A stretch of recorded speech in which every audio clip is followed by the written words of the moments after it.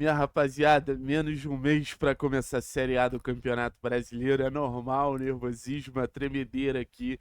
Pra gente parar e refletir, né? Vai ser um salto de nível de competitividade muito grande. Como o Atlético vai reagir a esse outro patamar que a gente vai ter a partir de agora, pensando em um cenário de disputa de um time que vem de uma Série B complicada. Óbvio que você faz um segundo turno muito bom, isso te passa uma confiança, mas uma Série B complicada e agora a gente vai ter que, depois de 2 anos, né, que 2024 é um ano de rebaixamento, 2025 é um ano de acesso, então 2026 passa a ser um ano para a gente voltar a disputar uma Série B de uma maneira mais sólida, de uma maneira mais concreta, de uma maneira mais competitiva, e acho que no final das contas eu entendo muito esse receio do torcedor do Atlético de ter essa série, essa transição, né, da série B para a série A como um ponto de dúvida, de medo, de receio muito grande. E a gente ainda vê um mercado brasileiro com muita dificuldade de encontrar possibilidades de reforços, não só para o Atlético, para vários times, mas não vai ser aquele mercado que o Atlético vai fazer uma grande reformulação, vai mudar muita equipe.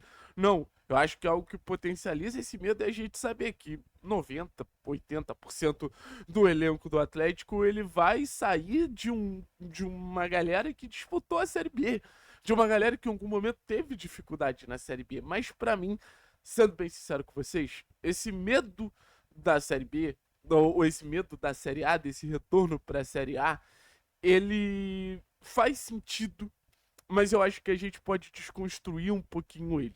Então eu vou pedir para você ficar até o final do vídeo, aí lá você comenta. Ah não, eu ainda tô com medo da Série A. Ou não, depois do que o Thiago trouxe aqui, eu não tô com medo da Série A. E eu tento fazer um exercício muito claro na minha cabeça, que é apagar os personagens e pensar mais na ideia.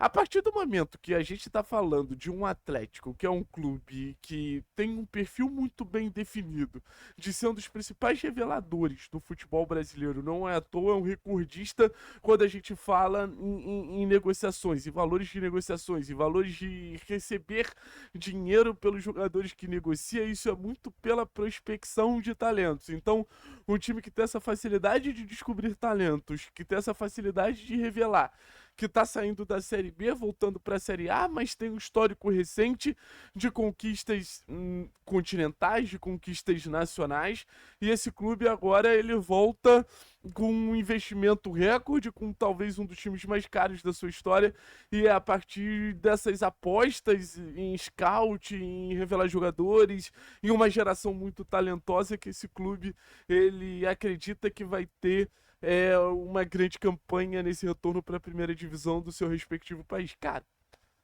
sério, esse seria o roteiro perfeito de um time da moda do futebol europeu.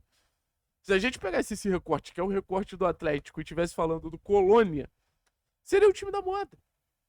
Que todo mundo estaria empolgadinho. Se fosse o Como da Itália, se fosse, sei lá, a Valência da Espanha, estaria todo mundo empolgadinho.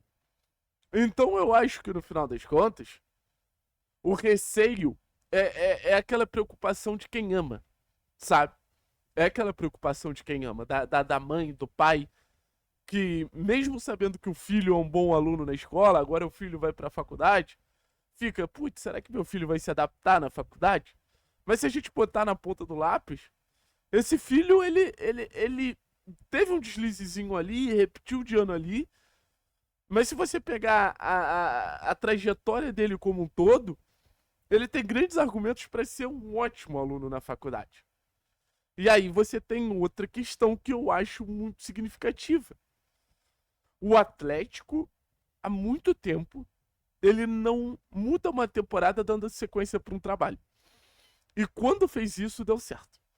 O Atlético, quando sai de 2020 com aquela comissão do Bernardo Franco, do Antônio Oliveira e do Paulo Autuori, e aí em 2021 entra com o Antônio Oliveira para dar sequência no trabalho, aí termina a temporada ali com o Valentim, mas sempre com o Autuori ali dando suporte, tendo o Bruno Lazzaroni ali, então dá para considerar uma sequência de trabalho. Eu acho que a gente consegue falar de um Atlético que pô, sai de um 2020 complicado, mas de uma reta final muito boa e consegue bater de frente em 2021 nas Copas, conseguindo um grande título da Sul-Americana e chegando na final da Copa do Brasil.